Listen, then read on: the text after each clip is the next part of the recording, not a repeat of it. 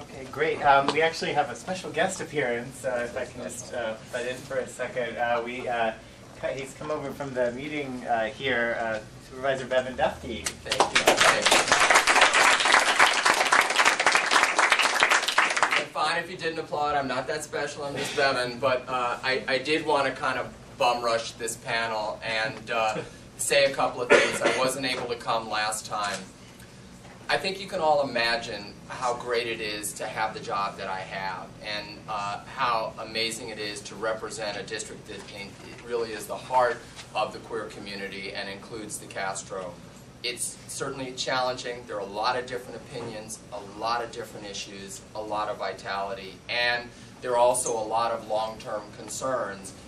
Having come here when I was 16, experiencing when I wasn't even out how often I would go to Polk Street just to see that vitality, and to see a generation later that that's gone is a cautionary. And knowing that neighborhoods can change and that cities aren't set in stone, that they're dynamic, and you want a city to be that, but you want to help to manage and you want to stay ahead of the curve. I've tried to have vision in advocating for different things that I thought would lead to a more sustainable community.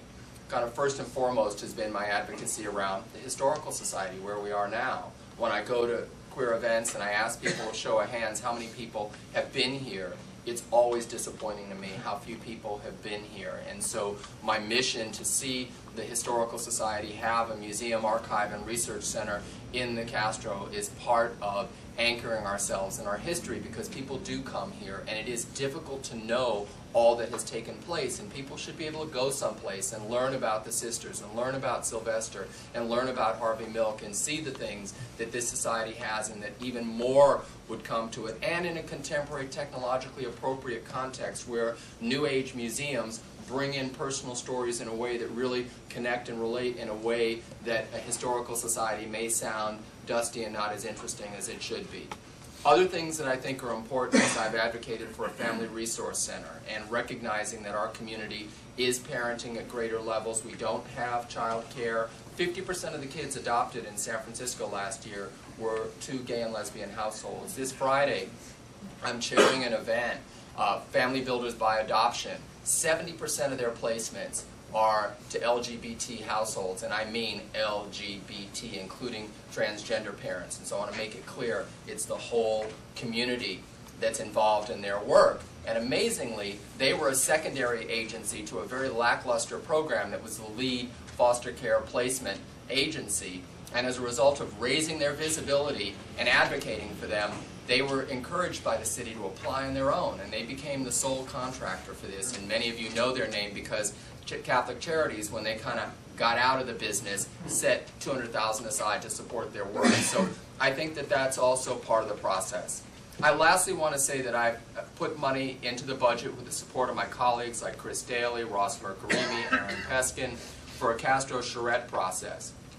Seeing these underutilized parcels, gas stations, certainly even the Grand Chasm at 16th Market and Noe, and knowing that people are going to come in and they're going to want to do things there, that the community needs to have input and look at how we guide that process. And I'm really encouraged that that kicked off an effort in which 8 different community organizations have come together in an unprecedented manner to look at what the potential is here. How can we cite things like Theater Rhino, for example, which would love to come into our community? How can we see Pause come back to the Castro where it was founded? How can we see the right mix both aesthetically and in providing housing that's appropriate for our community? Maybe not the emphasis on mixing in 3-bedroom units when we've got more seniors and young adults who need studios and single bedrooms. And so I'm pleased that this coalition has been working with the planning department. I'm a bit frustrated that the RFP to get technical expertise to lead this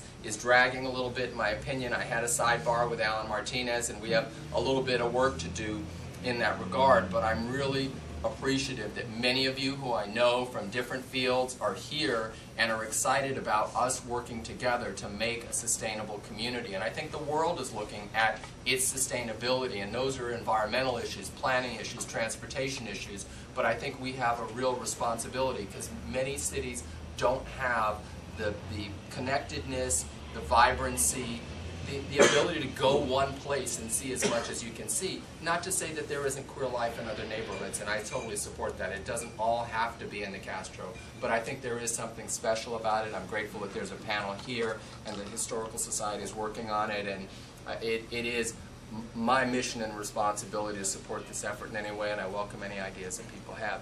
I do want to acknowledge that I dragged with me, to use a term, my good friend and colleague Julian Potter, who's the mayor's policy director, who's here. I'm really grateful. You should, but it really is. Make sure everybody knows where this is, what the mission is. He comes right into the office and says, Great to have you here. And this is our year to get not only state money, but federal money. I mean, for what the Historical Society wants to do. I mean, we're working, as you know, with Gensler, which is consulting with the Historical Society, and I see that as really important. Tomorrow I'm meeting with MCC on their temporary home, and this is what we have to do. I mean, we all need to be vigilant and aware.